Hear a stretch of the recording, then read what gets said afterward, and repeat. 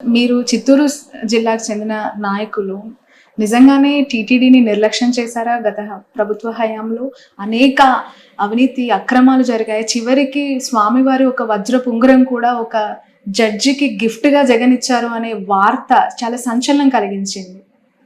అలాంటి దుశ్చర్యకు ఎప్పుడు కూడా జగన్మోహన్ రెడ్డి గారు పాల్పడాడు. వారికి క్రిస్టియానిటీ మీద ఎంత ప్రేమ ఉందో అంతే ప్రేమ హిందూయిజం మీద కూడా ఉంది. హిందూయిజాన్ని గౌరవించేది కాదు, ఆయనకు భక్తి ఉంది. దేవాలయాలన్నీ కూడా సందర్శిస్తాడు, స్వాములందరినీ కూడా పీఠాధిపతులందరూ కూడా కలుస్తాడు. అదే కాకుండా మీరు చూశారు, సుందరీకరణ పేరుతో అనేక దేవాలయాలన్నీ నేలమట్టం చేస్తే విజయవాడ పట్టణంలో అవన్నీ కూడా పునర్నిర్మించిన ఘనత జగన్మోహన్ రెడ్డి గారు. ఓకే, ఎమ్మెల్సీగా బొత్సగా నిలబెట్టారు. ఎలా ఉంటుంది సార్? ఉన్నారు ఎందుకంటే ఎలక్షన్స్ చాలా జరిగి కొన్ని రోజులు, ఇంకా 3 నెలలు కూడా కంప్లీట్ చేసుకోలేదు. అయినా మాకు సంఖ్యాబలం ఎక్కువ ఉంది కాబట్టి తప్పకుండా బోచా గారు మంచి మెజారిటీతో గెలుస్తారు.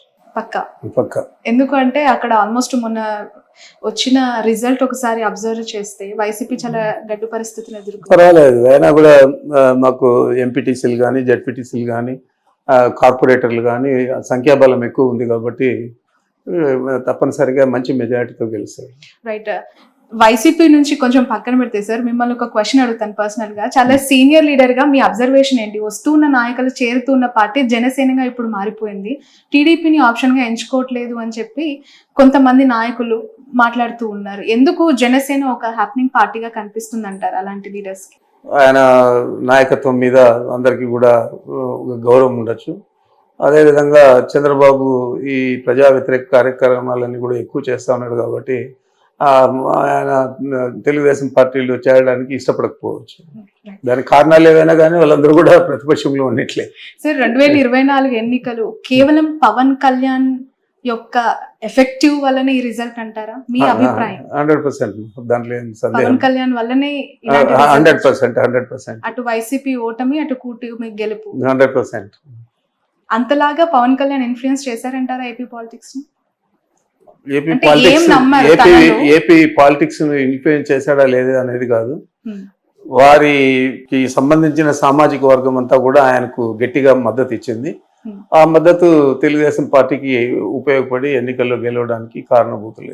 ఓకే సార్, టీడీపీ పార్టీకి కమ్మ సామాజిక వర్గం బలం, జనసేన పార్టీకి కాపు సామాజిక వర్గం, మరి వైసీపీ పార్టీకి ఏ సామాజిక వర్గం? ఒకవేళ నిజంగానే అది నమ్మి ఉంటే ఈరోజు ఈ రిజల్ట్ వచ్చేదా అంటే?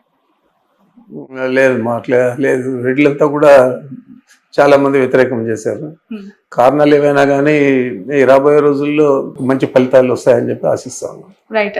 ఫైనల్లీ మొన్న రీసెంట్ గా తిరుమలని బండి సంజయ్, కేంద్ర మంత్రి, మీకు తెలిసి ఉంటుంది, తెలంగాణకు సంబంధించిన ఎంపీ. సో తను దర్శించుకున్నప్పుడు ఎర్రచందనం స్మగ్లర్ వీరప్పన్ వారసులు ప్రభుత్వం నుంచి పోవటం మంచి పరిణామమే, దీన్ని నేను స్వాగతిస్తున్నాను అంటూ మాట్లాడడం. అతనికి ఓనమాలు తెలియవు మా జిల్లా గురించి, మా ప్రాంతం గురించి. ఆడెవడో ఏదో ఎత్తిస్తే అది మాట్లాడాడు. ఇదే చంద్రబాబు నాయుడు వాళ్ళ శాసనసభ్యులే 2014లో పోటీ చేస్తే పీలేరులో కిరణ్ కుమార్ తమ్ముడు కిషోర్ కుమార్ రెడ్డి ఈరోజు శాసనసభ్యుడిగా ఉన్నాడు తెలుగుదేశం పార్టీలో. అతని గురించి పబ్లిక్ మీటింగ్లో ఎర్రచందనం స్మగ్లర్ వీరప్పన్ అన్నాడు. మరి ఆ వీరప్పన్న ఇప్పుడు వాళ్ళ పార్టీలో శాసనసభ్యుడిగా చేసుకున్నాడు. మేము రెడ్ శాండిల్ స్మగ్లింగ్ అనేది ఎంకరేజ్ చేయలేదు. నేను ఫస్ట్ టైం శాసనసభ్యుడు అయినప్పుడు రాజశేఖర గారు ఉన్నప్పుడు దాదాపు 370 వెహికల్స్, కొత్త వెహికల్స్ ఫస్ట్ టైం కొనిచ్చాము. అంతవరకు పాత బండ్లు ఇండిపెండెన్స్ అప్పటి నుంచి ఉండేటివన్నీ ఉన్నాయి తప్ప కొత్తవి లేవు. కొనేదే కాకుండా 24 డిఎఫ్ఓలు అంటే ఫారెస్ట్ డివిజన్స్, ఆ డివిజనల్ ఫారెస్ట్ దీనికి 1+4 ఆర్మ్డ్ ఫోర్స్ ఇచ్చాము. ఆర్మ్డ్ ఫోర్స్ ఇచ్చి వాళ్లకు సెక్యూరిటీగా ఇచ్చి రెడ్ శాండిల్ స్మగ్లింగ్ అరికట్టేదానికి కృషి చేసాము. చేసేదే కాకుండా చాలా మంది మీద అప్పుడు పీడీ యాక్ట్ కూడా పెట్టాము. మరి అదంతా కూడా ప్రజలకందరికీ తెలుసు, మనం ఏ విధంగా పనిచేసామని తెలుసు. అంటే మీ పరిపాలన వీరప్పన్ లాగా ఉండింది అని తన అభిప్రాయపడ్డారు. అదే నేను చెప్తున్నా, అతనికి ఓనమాలు తెలియదు, జిల్లా గురించి తెలియదు, మా రాయలసీమ ప్రాంతం గురించి తెలియదు. ఎవడో ఏదో చెప్పిస్తే అది ఊతబలికి మాట్లాడాడు. మరి దురదృష్టకరం. రైట్ సార్, ఏ రాజకీయ నాయకుడైనా రాజకీయాల్లోకి వచ్చిన తర్వాత ప్రత్యర్థి అంటూ ఉంటారు. గెలుపు ఓటమి ఖచ్చితంగా అవి అనివార్యం. ఒకరికి గెలిస్తే ఒకరు మరొకరు ఓడిపోవటం అనేది అనివార్యం. ఇప్పుడు చూస్తున్నాం.